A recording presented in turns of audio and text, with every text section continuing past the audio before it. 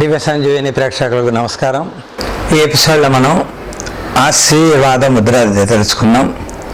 ఆశీర్వాదం అంటే మనకన్నా పెద్దలు, గురువులు, పండితులు, లేకపోతే పీఠాధిపతులు ఇటువంటి వాళ్ళు ఎవరైనా మన దగ్గరికి వచ్చినప్పుడు, మనకన్నా పెద్దవాళ్ళు వచ్చినప్పుడు వాళ్ళ దగ్గర మనం ఆశీస్సులు తీసుకుంటాం. ఏ విధంగా తీసుకుంటాం? నమస్కారం పెట్టి ముందుకు వంగుతాం. వంగినప్పుడు వాళ్ళు ఏం చేస్తారు? రెండు చేతులు ఈ విధంగా ఉంచి తలపైన ఈ విధంగా పెడతారు. తగిలినా తగలిపోయినా ఈ విధంగా ఆశీర్వదిస్తారు. లేకపోతే ఒక చెయ్యనైనా చేస్తారు. రెండు చేతులు ఈ విధంగా పెట్టితేనే అసలైన ఆశీర్వాద ముద్ర అంటారు. ఈ విధంగా పెట్టినప్పుడు ఏమవుతుంది? శరీరంలో మనకు ఆల్రెడీ తెలిసింది, మనం విన్న విషయమే, ముందు చాలా ఎపిసోడ్లో విన్నాం.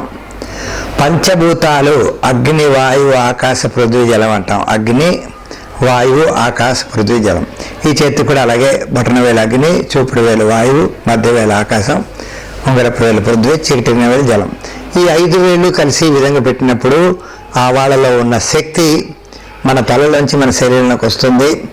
సకారాత్మక ఆలోచనలు రావడం, ఆ ఎనర్జీ రావడం వలన, ఆ వేవ్స్ రావడం వలన శరీరం, మనసు ప్రశాంతంగా ఉంటుంది. వాళ్ళ దగ్గర నుంచి మనం ఒక రకమైన శక్తిని పొందుతాం ఆధ్యాత్మికంగా. అది చాలా మంచిది. అందుకే ఆశీర్వాద ముద్ర చాలా పవర్ఫుల్. అందుకే పెళ్ళిలో చూడండి, పెళ్లి కూతురు, పెళ్లి కొడుకు అందరి దగ్గర ఆశీస్సులు తీసుకుంటారు.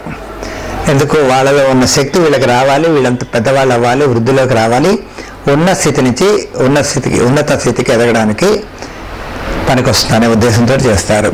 ఇది ఆశీర్వాద ముద్ర. ఏ విధంగా చేయాలి? చేతుల్లో పెట్టి ఈ విధంగా ఆశీర్వదిస్తాం. అది ఆశీర్వాద ముద్ర.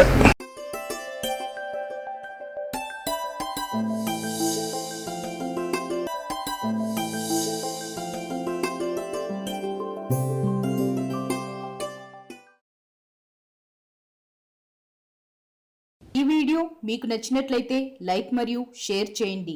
మీ అమూల్యమైన అభిప్రాయాన్ని కామెంట్ రూపంలో తెలియచేయండి.